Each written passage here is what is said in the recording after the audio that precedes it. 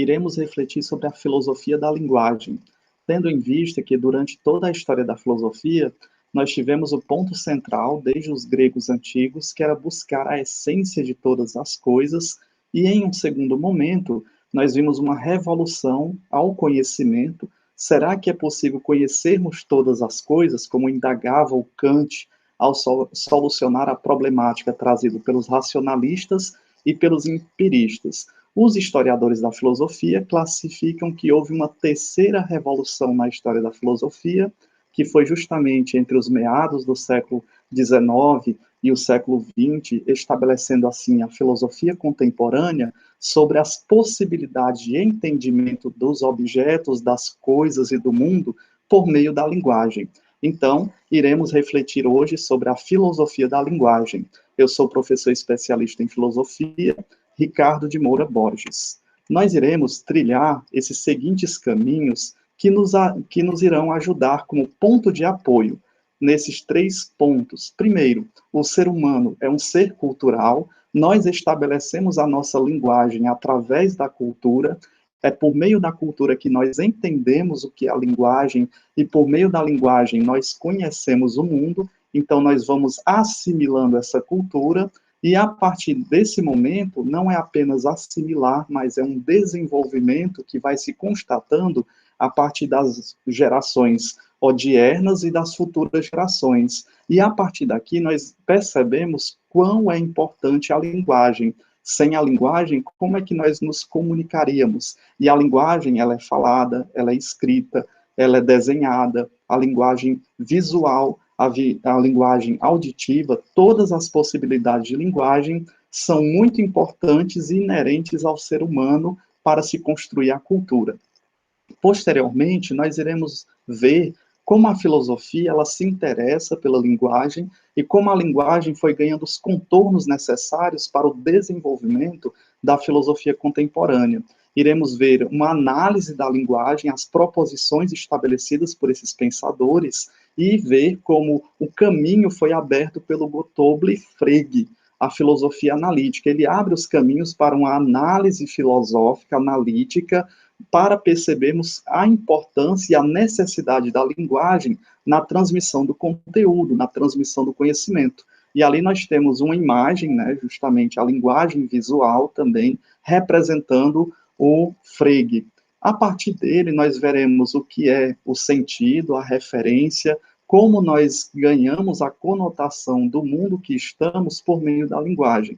E no terceiro momento, esses 3 momentos que estão em negrito, o ser humano é um ser cultural, depois a filosofia, a linguagem, e por fim o desenvolvimento da filosofia analítica. Aqui nós perceberemos que existem várias formas de análise da filosofia a partir do Frege. Então foram surgindo linhas de pensamento dentro da filosofia da linguagem.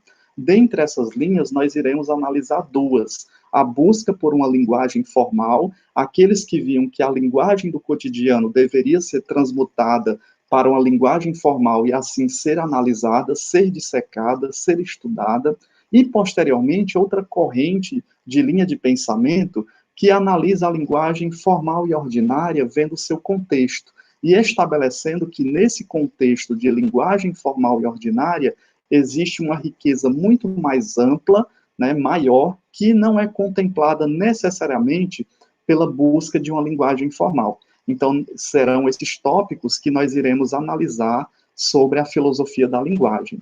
Inicialmente, já como ponto provocativo, o que seria da cultura sem a linguagem? Ou o que seria também da linguagem sem a cultura?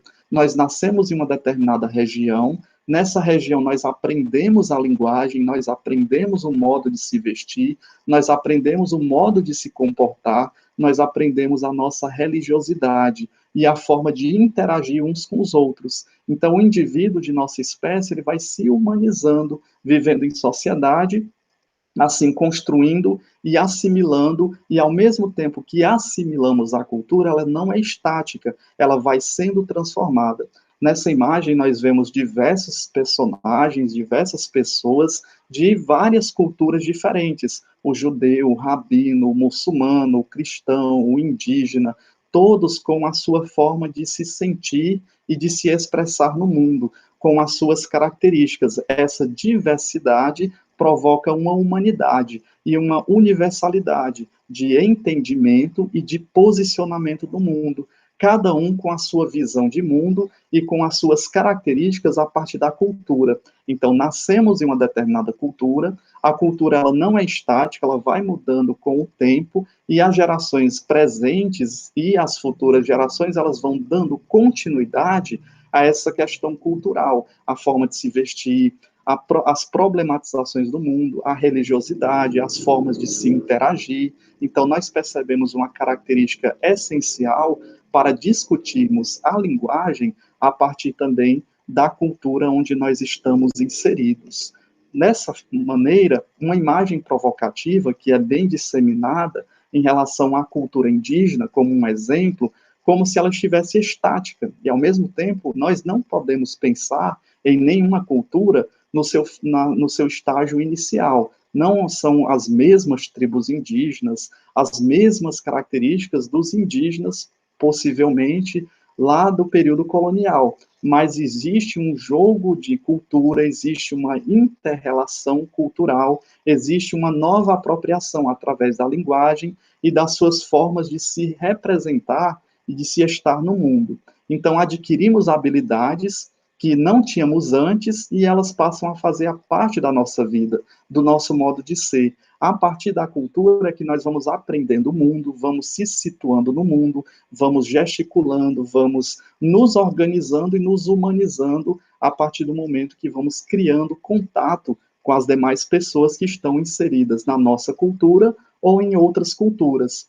Quando assimilamos a cultura, nos transformamos, pois criamos novos produtos culturais e assim nós vamos modificando a realidade. A cultura ela não está estática. Essa imagem, quando nós olhamos justamente para os pés dos indígenas, eles estão calçados com chinelos, que praticamente, inicialmente, não faz parte da cultura indígena, mas é assimilado, é organizado, a forma também de comunicação ela vai mudando de acordo com o tempo. Há um constante processo de mudança individual e de mudança cultural. Isso não apenas com os indígenas, mas com todas as culturas. A nossa cultura, ela não pode mais ser pensada como a cultura do século XVII, ou a cultura do século XVIII, a cultura do século XIX, ela vai ganhando novas conotações, novas realidades e, consequentemente, a nossa linguagem vai mudando a cada época, a cada transformação cultural. Assim, nós temos nessa imagem problematizadora e reflexiva sobre a questão estática da cultura. Percebemos aqui duas imagens relevantes que nos demonstram uma mudança na cultura a partir do envolvimento ou das novas culturas, ou então das tecnologias criadas. Temos ali um indígena tirando uma foto com um aparelho tecnológico, um celular de tecnologia, e também temos um dos grandes expoentes da história da filosofia no Brasil, que também é um indígena, que publicou mais de 40 livros de filosofia.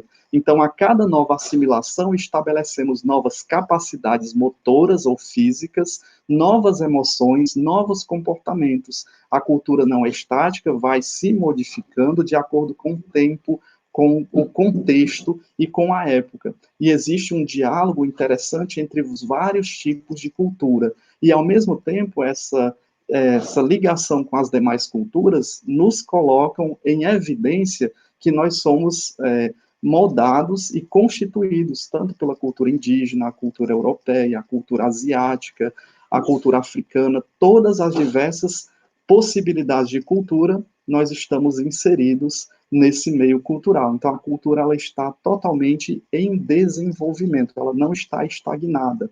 Quando nós apresentamos essas duas imagens, percebemos essa inter-relação entre as culturas. O indígena que sai da sua tribo, volta para a sua tribo, mas agora com o cabedal cultural dos livros, do estudo acadêmico, possibilita um diálogo e, ao mesmo tempo, se traz a riqueza da sua cultura, a partir da sua religiosidade, a partir dos mitos, a partir das lendas, a partir das suas experiências de sabedoria, produzindo, assim, uma nova forma de se ver a filosofia, de se construir a história. Então, a cultura ela está em desenvolvimento, ela não está estagnada. Percebendo que ela não está estagnada, olhamos também que a linguagem é um dos principais motores que movem a cultura. Desde os tempos antigos até os tempos mais recentes, o homem tem o desejo, tem a necessidade de se comunicar, quer seja por meio das pinturas rupestres, quer seja por meio das redes sociais, das quais nós nos comunicamos. Aí já existem muitos pensadores, filósofos que pontuam que a nossa geração, ou o tempo que nós vivemos, é o tempo que mais se escreve. Nós escrevemos muito nas redes sociais. Dessa forma, nós temos uma necessidade intrínseca, desde os tempos remotos, da comunicação. Nós apenas evidenciamos de forma mais presente e evidente, a partir das redes sociais, esse desejo de nos comunicarmos. Então, na imagem, nós percebemos ali, desde os tempos das cavernas, alguém escrevendo na terra, ou então fazendo as pinturas rupestres, que é um meio de externalizar, de colocar para os seus descendentes uma mensagem, então, para os seus vizinhos ou aqueles que irão visitar aquele lugar, uma mensagem que será transmitida. Posteriormente, nas civilizações ditas mais elaboradas, como os egípcios, nós temos aqueles códigos, aqueles sinais, os hieróglifos, dos quais eles representam a sua comunicação também por meio da matemática. No outro quadrinho, nós temos alguém ali no telégrafo também exprimindo a sua linguagem, a sua mensagem. Com o avanço da tecnologia, o telefone, depois o celular, e a imagem é bem cômica e intrigante, porque coloca que a comunicação parece que volta ao TACAP, ao diálogo mais bruto, né, dos seres humanos ali em embate constante. Então, a criação de formas mais complexas de comunicação, ela foi primordial para o desenvolvimento da sociedade, para o desenvolvimento da cultura. Há quem diga, alguns historiadores pontuam que a primeira forma de organização foi a linguagem. Surgiu-se a linguagem para depois surgisse a necessidade da criação da sociedade, da família. A primeira instituição é a linguagem. Então, a partir do momento que foram se criando formas mais complexas, por exemplo, para a construção do pensamento moderno. E no pensamento moderno, nós vemos uma ruptura, né, do pensamento teocêntrico para um pensamento antropocêntrico, e aí essa linguagem dependeu fundamentalmente da linguagem matemática. Não é à toa, quando nós vemos na filosofia da linguagem essa ruptura, essa nova forma de expressão da filosofia, nós trazemos para o campo de discussão pensadores que são matemáticos, eles são formados em filosofia e formados na matemática, e ao mesmo tempo começam a analisar a partir das estruturas matemáticas, e também, a partir da modernidade, a ciência, a biologia, a química, a física, todas necessitam justamente da matemática para demonstrarem a comprovação dos seus experimentos. Percebemos nessa charge filosófica como o ser humano tem a necessidade de compartilhar, de divulgar a sua mensagem, as suas ideias, e como isso está presente nas redes sociais. Aqui nós vemos o Instagram, o YouTube, o Facebook, as várias formas das quais já eram colocadas, mas em outros meios, os meios que não existiam antes das redes sociais, né, ou antes da criação dessas redes. Por exemplo, o telefone substituindo aí pelo Skype, ou pelo WhatsApp, a questão de colocar as fotos, chegávamos nas casas das pessoas, era um prazer constante mostrar os álbuns, né, de casamento, de família, as fotos. Hoje nós temos o Facebook, nós temos o Instagram, então mudou-se os meios, mas a necessidade de divulgação da comunicação é inerente ao ser humano. A linguagem é inerente ao ser humano desde os seus primórdios. Nós temos essa necessidade constatada desde as pinturas rupestres, a necessidade de colocarmos em evidência a nossa mensagem, aquilo que nós queremos transmitir para o receptor, né? Nós temos uma mensagem, temos um código que é criado socialmente, esse código é passado para o receptor. A grande questão da filosofia da linguagem é perceber se essa linguagem está chegando de forma clara, de forma precisa, de forma coerente. Então, ela é muito importante para a filosofia da linguagem. Qual é a importância da linguagem? Nós encontramos uma referência, uma frase muito interessante de Otávio Paz, no seu livro O Arco e a Lira, né? Foi escrito no Rio de Janeiro, na editora Nova Fronteira, 1982, na página 42, nós encontramos o seguinte: o homem é um ser que se criou ao criar a linguagem. Ao criarmos a linguagem, nós vamos nos criando e, ao mesmo tempo, nos recriando. E assim a cultura vai surgindo e também ela vai sendo cada vez mais diversificada e mudando de acordo com os tempos, né, de acordo com o seu contexto. Por isso é muito importante estudarmos a importância da linguagem, porque uma determinada frase que foi dita em um determinado contexto, ela vai ganhando novos significados em contextos diferenciados. As narrativas, elas vão sendo criadas e recriadas também de acordo com o seu contexto. Quando nós falamos dessa importância da linguagem, nós já nos referimos aos signos, e os signos são justamente aquilo que é criado socialmente e ele é padronizado. Nós vamos criando os conceitos e as representações desses signos. Então, a linguagem causa um impacto no desenvolvimento intelectual do indivíduo. Parece que vai se naturalizando desde a pré-escola até os outros campos de conhecimento que nós vamos adquirindo ao longo da vida, mas quando nós vamos refletir, isso causa um impacto muito grande. Nós percebemos que a nossa visão de mundo ela vai se ampliando e vai se ganhando novas conotações para entendermos o mundo que nos cerca, o mundo que nós estamos inseridos. Quando o ser humano aprende a lidar com os signos, né, com essas representações sociais, é como se descobrisse um mundo diferente da natureza, um mundo propriamente humano. Nós vamos nos humanizando, vamos criando outras técnicas e artifícios da linguagem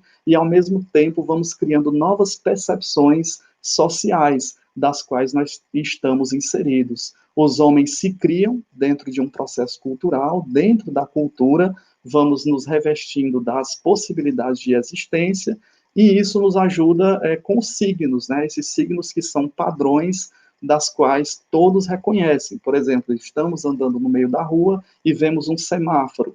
Quando vemos o sinal vermelho, naturalmente, um padrão social, paramos, né? Indica-se o pare. Quando é o sinal verde, indica-se o siga.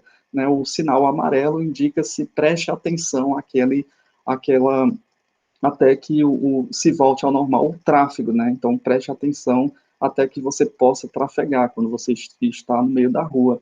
Outros exemplos de signos são justamente esses representados na imagem, né? Quando nós vemos uma placa, um cadeirante, o acesso às rampas, alguém pedindo silêncio, ou então uma bicicleta cortada ao meio para não se andar de bicicleta, ou então uma graminha verde cortada ao meio para não se pisar na grama, ou como está escrito ali, aviso, não pise na grama.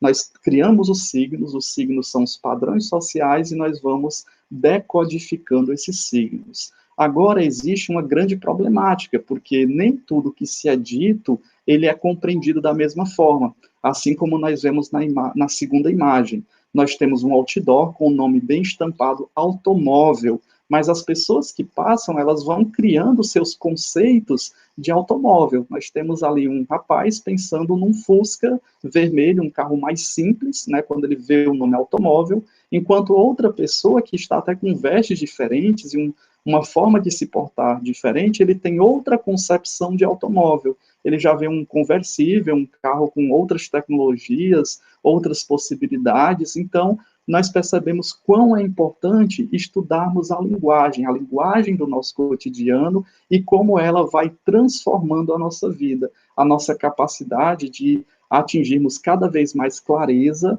através das nossas ideias, dos nossos pensamentos, por meio da linguagem. Dessa maneira, nós vamos partindo da compreensão filosófica. Nem sempre foi assim. Parece que no início da filosofia, a concepção não era o foco à linguagem. O foco de refletir sobre a linguagem é uma questão contemporânea. Por isso que nós colocamos aí a terceira revolução. Então, quando a filosofia se propõe como campo investigativo, inicialmente ela quer saber o porquê das coisas, de onde vieram todos os seres, o gênesis, aquilo que provocou a existência de todas as coisas. Então, no início, lá na Grécia Antiga, os pensadores se indagavam a respeito de onde as coisas eram, de onde elas surgiram, de onde vieram as coisas. não aceitando mais os mitos, né, a linguagem mítica, mas aceitando agora uma linguagem racional, uma linguagem verificável por meio dos sentidos. Então, as questões filosóficas giravam em torno da questão do ser. Qual é o ser que deu origem a todas as coisas? A arqué, o princípio de todas as coisas, a partir da physis, da natureza. Então, a pergunta, o que é, fazia parte da investigação desses primeiros filósofos. E ali nós temos o Tales de Mileto, que nós nos debruçamos sobre os vários pensadores desse período. Dentre eles, nós destacamos o primeiro, Tales de Mileto, que não foi quem classificou o termo filosofia. Quem deu o nome filosofia foi o matemático, mais uma vez um matemático, Pitágoras, né? Nós somos seres que passamos, nós somos seres mortais, então nós somos amigos da sabedoria. Apenas os seres imortais, ou os deuses, já que eles eram politeístas, poderiam atingir a verdade. Apenas Deus é a suma verdade. Para Tales de Mileto e para Pitágoras, nós somos amigos da sabedoria. Então, o Tales, ele diz que o início de tudo foi o úmido, foi a água. A água gerou até os demais elementos, como o ar, a terra, o fogo. Assim, nós percebemos que, inicialmente, a filosofia preocupada em solucionar essa pergunta: qual a origem de todas as coisas por meio da physis? Posteriormente, nós vemos aí outros pensadores, como Parmênides, ao estipular que o ser, ele é, ou o ser não é, e se o ser não é, se ele não existisse, nós não poderíamos averiguar nada, já que não havia a sua existência. Então, o Parmênides diz que o ser é, ele tem que existir, e nós podemos sim investigar o ser. Da mesma maneira, né, de uma forma mais articulada, nós temos o Sócrates e o Platão. Esse Sócrates, que está nos escritos de Platão, ele examinava o que é a verdade e também as virtudes humanas, a partir da essência do ser, então, de verdades universais. Nós vemos na imagem abaixo um confronto entre esses pensadores clássicos. Essa imagem da escola de Atenas, criada na modernidade pelo Rafael de Sanzio, mostra muito bem isso. O Platão, o senhor de mais idade, ele está apontando para cima. E ao apontar para cima, ele buscava conhecer a verdadeira realidade, o ser em si, no mundo das ideias. Ele aprimora o pensamento de Parmênides. Diferentemente do Platão, nós temos o Aristóteles apontando para baixo. Opa, Platão, fui seu aluno, mas não acredito muito bem nesse mundo das ideias. A realidade, a verdade está no mundo físico. Então, o Aristóteles defendia que a filosofia era o estudo do ser, isto é, de tudo que é e de tudo que existe. Então, nós vemos inicialmente uma investigação filosófica sobre a busca pelo ser, sobre a busca pela verdade. Então, a linguagem, nesse sentido, já poderia, de todas as formas possíveis, chegar ao entendimento do ser. Num segundo momento, nós chamamos de uma revolução, né? A primeira revolução, a filosofia se estabelece como um argumento racional de busca pelo ser das coisas. Agora nós temos uma revolução iniciada pelo Descartes, através do racionalismo na Idade Moderna, que entra em confronto com os empiristas, na pessoa do John Locke, por exemplo, e, posteriormente, a filosofia do Kant, que passou a indagar sobre a possibilidade de conhecer. Será que nós conseguimos conhecer as coisas ou conhecemos apenas os fenômenos? E o nômeno, a coisa em si, nós podemos conhecer? De acordo com o Kant, é impossível conhecer a coisa em si. Quais são as possibilidades e os limites do conhecimento? O que o ser humano pode ou não pode conhecer? Essas foram bases das grandes investigações estipuladas justamente pelo Kant. Então, Kant, ele defendia que, antes de se perguntar o que a coisa é em si, deve-se saber se é possível conhecê-la, se existe a possibilidade de conhecimento. E aí nós temos essa segunda revolução marcada justamente por essas duas figuras, né, que aparecem nessa imagem, o Descartes no lado esquerdo e o Kant no lado direito. Os dois colocando em evidência outras possibilidades de investigação filosófica. E, a partir da segunda metade do século XIX, início do século XX, nós chamamos, os historiadores da filosofia chamam de a terceira reviravolta, né, que marcou a filosofia contemporânea. A primeira na Grécia Antiga, se distanciando dos mitos, a segunda agora provocada pelo Kant, e a terceira é uma reviravolta da filosofia da linguagem. Antes de conhecer algo, é preciso entender o que está sendo dito. E se a linguagem ela não estiver clara, e se a linguagem ela estiver em um determinado contexto, e quando se mudam-se os séculos, será que permanece o mesmo significado dessa linguagem?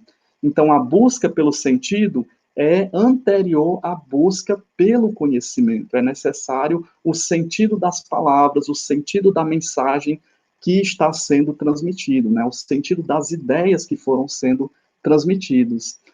A partir desse momento, a linguagem passou a ser o centro da especulação filosófica. Não mais a possibilidade de conhecer o ser, como faziam os antigos, e nem a pergunta se é possível ou não, mas agora justamente a linguagem, a forma de se expressar. A linguagem passou a ser o centro da especulação filosófica. Nós temos 3 imagens, né, 2 balõezinhos ali com diversas possibilidades de uma mensagem sendo transmitida ou refutada pelo seu interlocutor.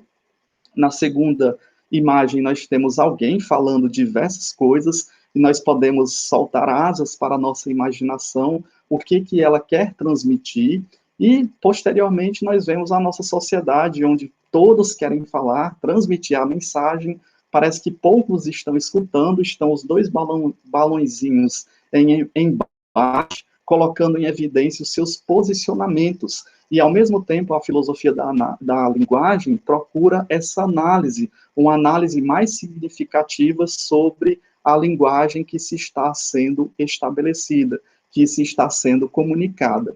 Nós percebemos uma grande interação com aquilo que nós aprendemos justamente nas aulas de português, sobre o emissor, o receptor e a mensagem. Quando nós brincamos, antes da pandemia e tudo mais, com o telefone sem fio, onde colocamos um agrupamento de pessoas e transmitimos uma mensagem, uma frase, quando se chega no final, né, de 10, 15 pessoas, percebemos que a mensagem está totalmente diferenciada. Então, é uma das preocupações da filosofia da linguagem, essa preocupação com o significado da mensagem, com a mensagem em si e também com o seu contexto, porque ela pode sofrer diversas interferências no seu canal, no seu código, e assim sofrer também variações. Nem tudo que o emissor, quando transmite uma mensagem, quer dizer que essa mensagem vai chegar de forma plena, de forma coerente, de forma significativa ao receptor.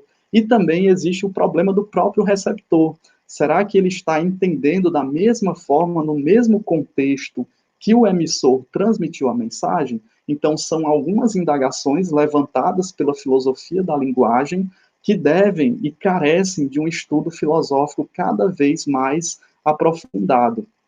Quando nós percebemos essa mudança significativa e como a linguagem ganha a sua centralidade, nós vemos uma passagem muito importante no livro A Filosofia Analítica, do Danilo Marcondes, né, Rio de Janeiro, Zaha, 2004, na página 10. Ele diz o seguinte: o terceiro período marca a ruptura, por sua vez, da filosofia contemporânea, do final do século XIX ao início do século XX, com a filosofia moderna. Essa nova ruptura introduz agora a questão lógico-linguística, ou seja, o conhecimento não pode ser entendido independentemente de sua formulação e expressão em uma linguagem. A questão primordial passa a ser, assim, a análise da linguagem, da qual dependerá todo o desenvolvimento posterior da filosofia. E é interessante como os pensadores e os filósofos formados na área da matemática vão dando as suas grandes contribuições para essa análise da linguagem, essa análise da qual, nas expressões matemáticas, queremos encontrar o x e o y, esses matemáticos trazem para as frases, para a análise das frases, entendendo justamente uma análise mais profunda sobre a linguagem. Então, é um livro muito interessante que nos ajuda a entender o contexto da filosofia contemporânea, que coloca na sua centralidade a análise da linguagem. Um dos principais e primeiros pensadores matemáticos que vão abrir as portas para a filosofia da linguagem, ou para a filosofia analítica, é o Gottlob Frege. Ele nasce no ano de 1848 e falece no ano de 1925. Nasceu em Wismar, na Alemanha, estudou matemática na Universidade de Iena e é considerado por muitos estudiosos o fundador da lógica matemática e também da filosofia analítica. Existe no senso comum que a filosofia pertence à área das ciências humanas, e quando nós vemos a filosofia contemporânea, e também desde os seus primórdios, já que quem coloca o nome filosofia é um matemático, Pitágoras, como é uma área de conhecimento pertencente a todas as áreas de conhecimento, quer sejam exatas, quer sejam humanas. E aí nós vemos, a partir da filosofia da linguagem, uma grande influência desses pensadores que são matemáticos. As suas teses influenciaram, além de matemáticos, linguistas e filósofos, como Bertrand Russell e também o Wittgenstein. Nós iremos ver o Wittgenstein nas duas escolas que nós iremos estudar, aqueles que valorizam a linguagem culta e aqueles que valorizam a linguagem na forma formal, na forma ordinária. E nós temos ali o pensador Gottlob Frege, que abriu as portas aqui para a linguagem, para o estudo da linguagem por meio da matemática, através dessa análise, né, através da sua influência por meio da análise da linguagem. As principais obras do Frege, elas já são de cunho matemático, elas não são de cunho metafísico, de cunho da política, das outras áreas da filosofia, mas elas são bem específicas à questão da aritmética, da matemática. Então, na primeira obra, começando da esquerda para a direita, nós temos os fundamentos da aritmética, investigação lógico-matemática sobre o conceito de número. O que é o número? Né, o próprio Frege já traz nas suas obras, e ele é um pensador, é um filósofo. Outra obra, na sua centralidade, que é do Christian Thiel, é o Sentido e Referência em Lógica de Gottlob Frege. Ela foi colocada aqui porque nós iremos analisar qual é o conceito de sentido e referência, né? O objeto, o sentido é a referência dado pelo Frege. E na imagem direita, nós temos uma obra muito importante, a mais lida e divulgada do Frege, né, no pensamento filosófico, que é a Lógica e a Filosofia da Linguagem. Essas obras foram de fundamental importância para uma nova guinada no pensamento filosófico, onde agora a centralidade é a linguagem, a filosofia da linguagem. Quando nós pensamos no Frege e nas suas obras, nós pensamos em um novo caminho, né, um caminho aberto pelo Frege, chamado de filosofia analítica. Quando falamos em filosofia analítica, nós pensamos na matemática, pensamos no Frege, e como ele deu uma grande contribuição para a história da filosofia. Então, o filósofo e matemático alemão foi inspirador da filosofia analítica, ele abre as portas para essa filosofia analítica. Entre as suas contribuições está justamente a diferença entre o sentido e a referência. Né? O sentido é o modo de designar o objeto, é como nós caracterizamos o objeto, ou seja, como o objeto ele é apresentado em si. Já a referência é o próprio objeto designado. Então, tanto o sentido como a referência, eles são objetivos. O problema está na representação, né? Porque a representação ela é subjetiva. É como nós entendemos tanto a referência como o sentido. É o que nós vemos nessa charge, onde nós temos dois amiguinhos conversando, provavelmente ela chegou com um livro, né, e queria ler uma história para o seu amigo, e tem até um sapo prestando atenção. Então ela começa, é a história de um peregrino em busca do sentido da vida. E aí ela continua, ele vive a errar pelo mundo. Aí o rapaz que está ouvindo a história, puxa, sei como é isso, Camilo, mas o interessante é tentar, uma hora a gente acerta. Então ele começa a colocar para si o sentido do qual ela estava expondo na sua história no livro, que era justamente sobre o peregrino. Então nós temos o objeto designado, nós temos o modo de designar o objeto, mas ao mesmo tempo nós criamos as representações sobre esse objeto. E como nos ajuda a entender tanto a charge anterior como essa imagem, né? A seleção canarinho, quando falamos seleção canarinho, a nossa mente já se remete por um padrão social para a seleção brasileira. Mas caso alguém não conhecesse a cultura onde nós estamos inseridos, ou o futebol brasileiro, ou a designação seleção canarinho, quando falasse seleção canarinho, nós iríamos pensar em vários canarinhos, vários passarinhos jogando futebol, ou então sendo selecionados para serem comercializados, para serem criados, né? A nossa mente iria para outras designações. Como dentro da cultura já foi criado o sentido e a referência, nós agora intuímos que seleção canarinho é justamente a seleção de futebol. Outra característica é a representação. Essa representação ela é subjetiva, né? São todas as emoções, aquilo que nós sentimos dentro de um contexto, dentro do sentido e dentro da referência. Né? É a imagem mental que cada indivíduo tem ou experimenta de algo. Por exemplo, quando falamos em determinada partida de futebol, há quem possa sentir um sentimento de tristeza, porque o seu time perdeu, há quem possa vibrar e sentir uma nostalgia, uma saudade daquele momento, porque vibrou de alegria, uma saudade com uma intensa alegria. Então, essa imagem está impregnada de lembranças e vivências, repletas de emoções e sentimentos. Quando falamos, por exemplo, a palavra escola, ou então determinada viagem que fizemos, nos traz saudade, nos traz contentamento, nos traz diversas emoções, diversos sentimentos. É algo subjetivo, isto é, próprio do sujeito, e ele não pode ser compartilhado. É algo inefável, que não pode ser expresso nem por palavras e nem por atitudes, mas nós sentimos aquela expressão, é algo subjetivo, né? A representação é muito subjetiva. Os sentidos podem ser compartilhados entre os indivíduos, isto é, apresentam um caráter objetivo. Então, quando nós falamos de sentido, nós compartilhamos aquilo que está sendo representado. Quando falamos de representação, não, é algo mais subjetivo, é algo inerente a cada indivíduo, é algo mais particular. Outro pensador que deu continuidade à filosofia analítica é o Bertrand Russell. Ele nasce em 1872 e falece no ano de 1970. Ele nasceu no país de Gales, estudou matemática no Trinity College de Cambridge e foi professor em diferentes universidades norte-americanas. Prestem atenção que ele estudou matemática, né? Não diz assim que ele estudou filosofia, estudou matemática. E aí ele dedicou-se às investigações lógicas, matemáticas e da filosofia da linguagem. Então, ele vem do campo da matemática, dá grandes contribuições para a questão da linguagem, da filosofia da linguagem.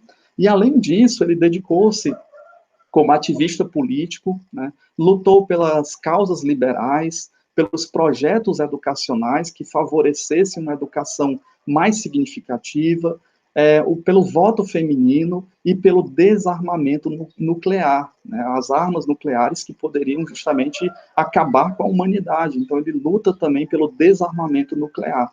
E ali nós temos uma imagem do Bertrand Russell, desse filósofo, pensador, porque mesmo sendo matemático, deu grande contribuição no campo da filosofia, da própria matemática, na área do conhecimento filosófico, e ele se insere como um dos grandes filósofos da filosofia da linguagem.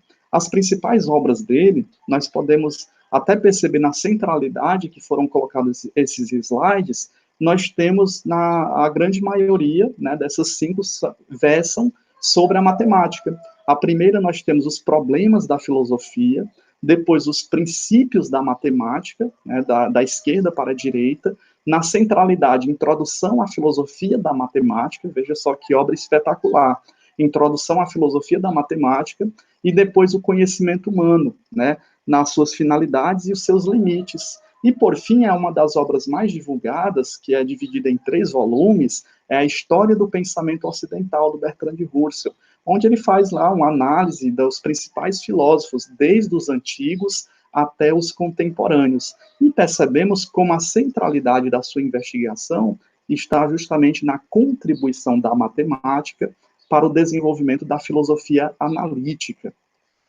Assim, no desenvolvimento da filosofia analítica, nós percebemos que outros filósofos surgiram, né, seguiram esse caminho aberto pelo Frege, como dentre eles o Bertrand Russell, desenvolvendo análises da linguagem. Então, nós podemos falar de filosofias da linguagem, não de uma filosofia única da linguagem. Esse caminho deu origem a inúmeras formas de analisar a linguagem e, portanto, inúmeras filosofias da linguagem. E aqui nós iremos começar a adentrar o terceiro momento de investigação, que está dividido nessas duas grandes tendências. Primeiro, a busca por uma linguagem formal, né? Esses queriam padronizar toda a linguagem cotidiana e, a partir dessa padronização, estudar essa linguagem formal.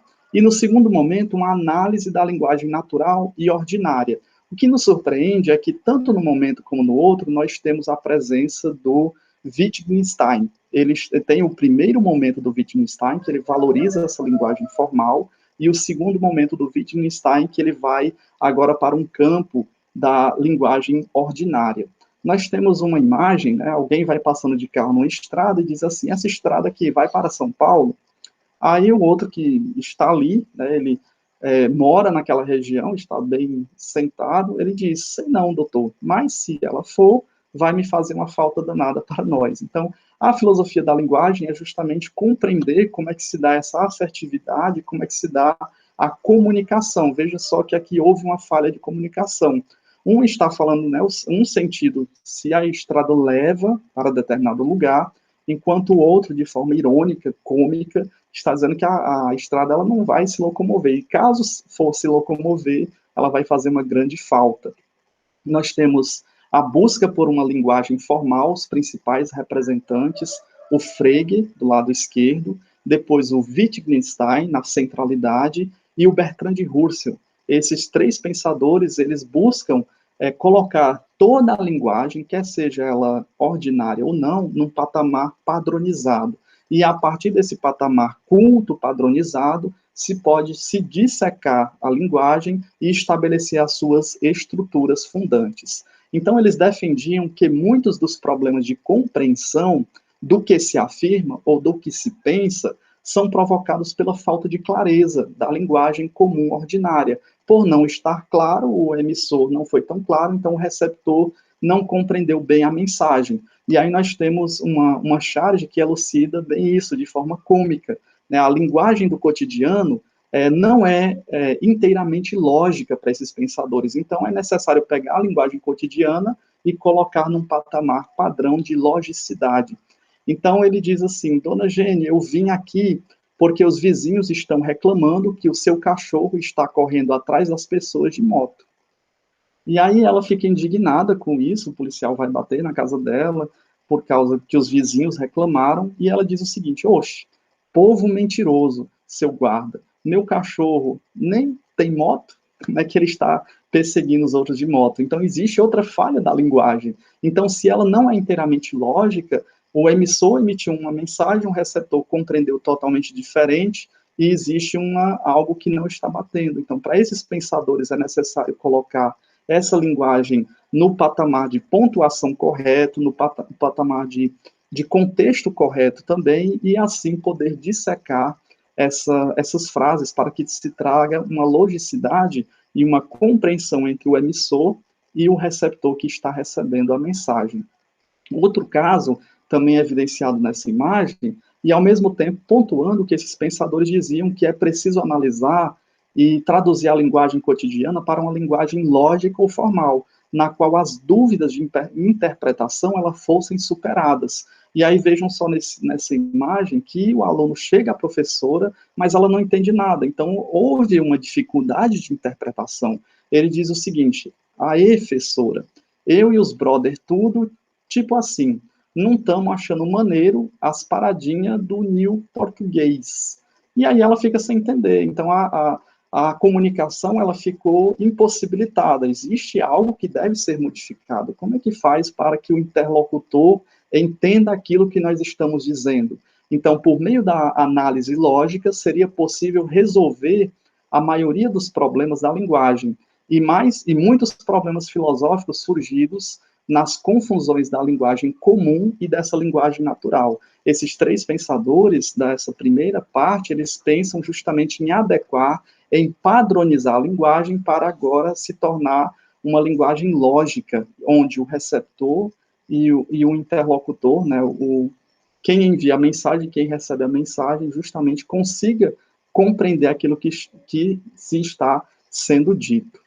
O Wittgenstein, ele é muito interessante porque ele começa por essa área de investigação, de padronização, né? Ele nasce em 1889 e falece no ano de 1952. Ele nasceu em Viena, na Áustria, naturalizou-se britânico e na Universidade de Manchester estudou engenharia e aeronáutica e na Universidade de Cambridge estudou filosofia e matemática e traz também uma grande contribuição para o pensamento da analítica, da filosofia da linguagem.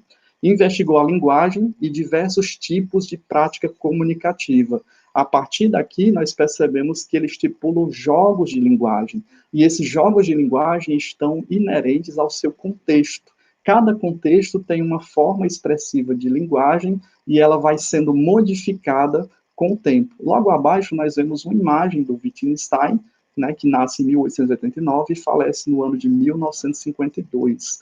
Das principais obras do Wittgenstein, nós colocamos duas em evidência. Primeiro, tratados lógico-filosóficos, onde ele reflete sobre os jogos de linguagem, e também as investigações filosóficas, onde ele traz as grandes contribuições das suas áreas de formação para o campo de atuação da linguagem. Os três representantes, né, nos surpreende porque o Wittgenstein tanto está no primeiro momento como está no segundo momento. Então, nós temos o George no primeiro, nós temos o Wittgenstein no segundo e o Austin no terceiro. Esses três representantes dessa análise da linguagem natural ordinária, eles mudam a perspectiva, eles mudam o foco. Agora é necessário analisar a linguagem não tentando padronizá-la, mas no seu contexto, perceber a linguagem ordinária, a linguagem formal, e analisar o seu contexto, porque ela vai mudando de acordo com as situações. Então, se eu pego de uma determinada linguagem ordinária e transformo para um patamar de linguagem padrão, formal e lógico, eu estou descaracterizando, eu estou quebrando a riqueza dessa linguagem. Assim, como compreender essa característica? A centralidade é a linguagem natural ordinária. Então, é uma análise da linguagem natural e da linguagem ordinária do cotidiano. Buscaram analisar os sentidos do que é afirmado a partir da própria linguagem comum, sem necessidade de inferir nessa linguagem comum ou de modificar essa linguagem comum.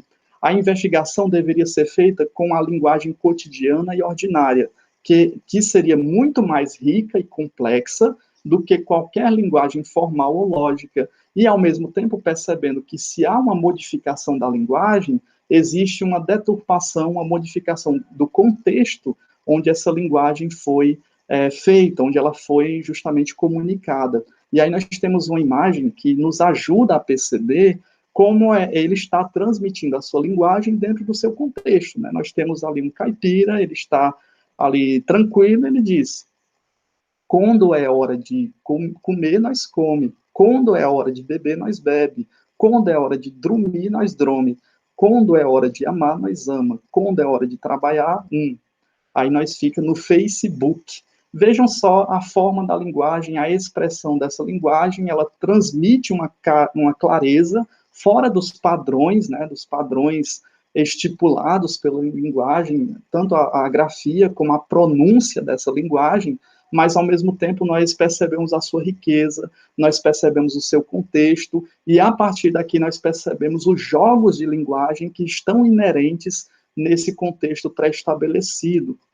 Nessa característica, para o Wittgenstein, uma frase ou um termo pode assumir incontáveis sentidos, de acordo com a forma como ele é empregado, e ainda mais com a forma através das expressões que está sendo externalizado, através do entusiasmo, através do desânimo, através das várias possibilidades da entonação de voz que essa linguagem, que essa mensagem está sendo transmitida. Então, para ele, né, para o Wittgenstein, apresenta inúmeros exemplos, né, o Wittgenstein apresenta inúmeros exemplos de emprego de jogos de linguagem.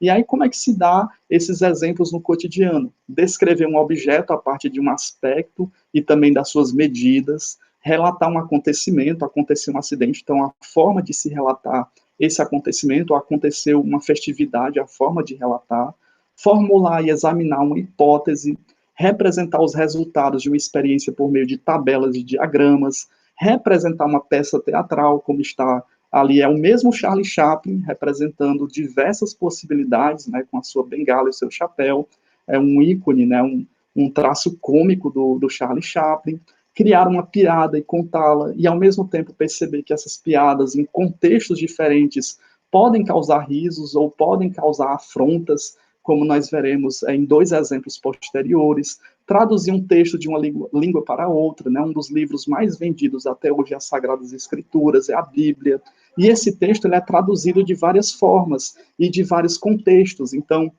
a tradução de 1800 e de 1900 é totalmente diferente da do século 21.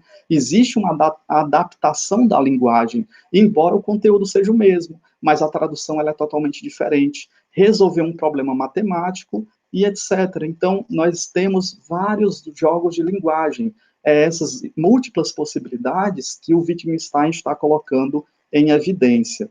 Um dos exemplos de jogos de linguagem são as piadas. Por exemplo, as piadas contadas pelos Trapalhões nas décadas de 80 e 90, muitas delas poderiam sofrer alguma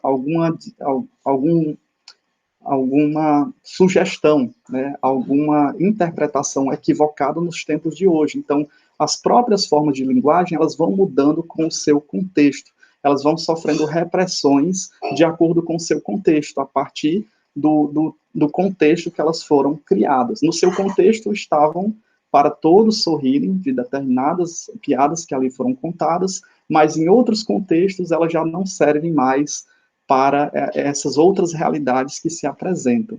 Dessa maneira, na análise da linguagem natural ordinária, nós percebemos uma imagem bem significativa que o próprio Wittgenstein analisa, onde nós percebemos, se olharmos para o lado esquerdo, o pato, e se olharmos para o lado direito, nós temos a imagem do coelho, mas não conseguimos ver as duas simultaneamente. Então, a linguagem ela é dinâmica e seus jogos surgem e desaparecem constantemente. E ao desaparecer constantemente, nós devemos analisar o seu contexto.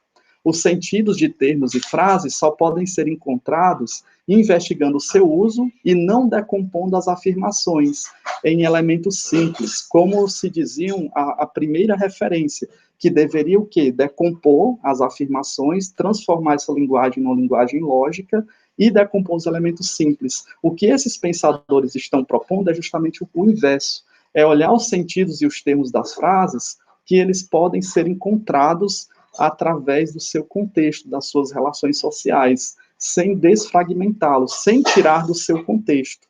E ao não tirar do seu contexto, nós podemos perceber toda a riqueza inerente nessa linguagem. Lá no seu livro, Tratado Lógico Filosófico, Investigações Filosóficas, segunda edição, da tradução do Lourenço Lisboa, o livro de 1995, nós encontramos o seguinte: há um número incontável de espécies, incontáveis espécies diferentes da aplicação daquilo que chamamos símbolos, palavras e proposições.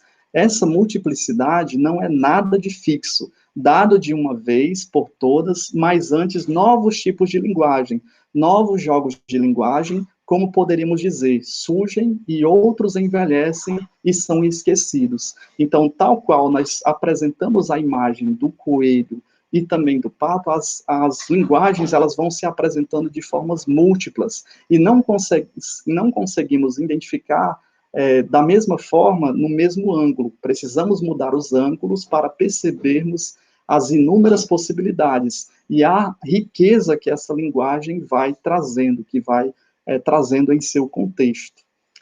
Percebemos como existe essa variação linguística, né, variação linguística diacrônica, a partir dos momentos da nossa linguagem. Por exemplo, vossa mercê, né, surgida a partir dos portugueses, de uma linguagem erudita, e a partir do tempo vai passando para vós mercê, vossa sucê, vancê, você, ocê, cê, e agora nas redes sociais nós temos o VC. E ali, uma charge para finalizarmos esse momento, onde dois amigos se encontram e ele diz assim: o que é isso, amigão? Ele diz: aqui é minha família, minha turma, meu estado, meu município, todas as coisas estão agora nas redes sociais. Então, nós temos uma nova investigação a partir da linguagem.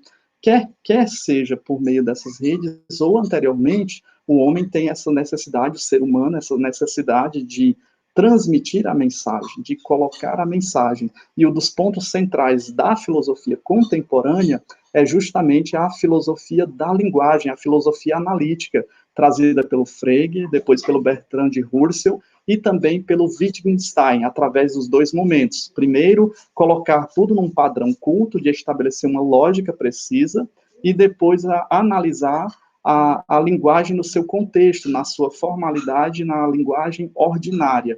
E ao trazer essa linguagem ordinária, nós percebemos a sua riqueza e a sua multiplicidade. Então, é um filósofo de grande cabedal para as investigações filosóficas contemporâneas. Dessa maneira, nós finalizamos com as duas formas de estudar a filosofia. Primeiro, pela história da filosofia, né, nós passamos desde a filosofia antiga, a filosofia medieval, a filosofia moderna e a filosofia contemporânea, e, por outro lado, nós temos os temas de filosofia, onde a própria linguagem, o contexto histórico, a existência, o ser humano, a angústia, as formas de vivência são temas pertinentes porque são inerentes ao ser humano. A cultura é inerente ao ser humano, a própria linguagem também é inerente ao ser humano.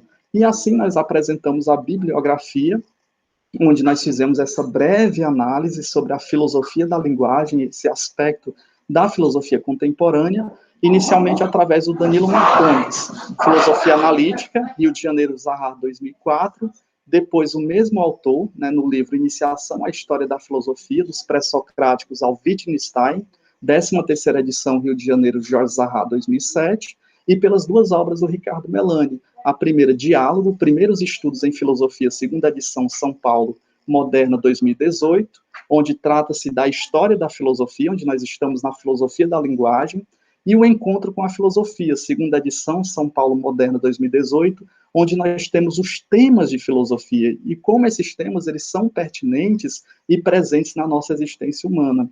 Trazemos também o Aro e a Lira, do Otávio Paz, onde nós tivemos um conceito sobre a linguagem e como a linguagem vai se transformando e transformando a cultura, e também o texto, tratado lógico-filosófico, né, uma frase desse texto, desse livro, onde nós vemos que o Wittgenstein coloca as múltiplas possibilidades de existência da linguagem, e como essa linguagem ela se torna cada vez mais rica, onde nós aprendemos o seu contexto.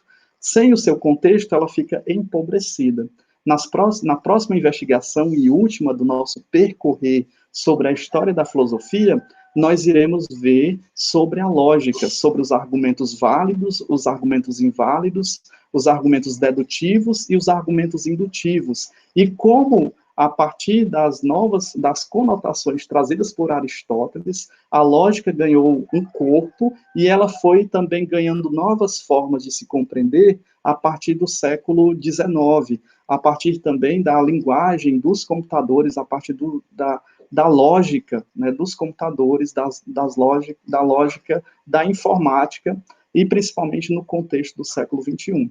Então, nós iremos ver na próxima exposição sobre a lógica, a definição da lógica e a sua contribuição para os nossos estudos na história da filosofia.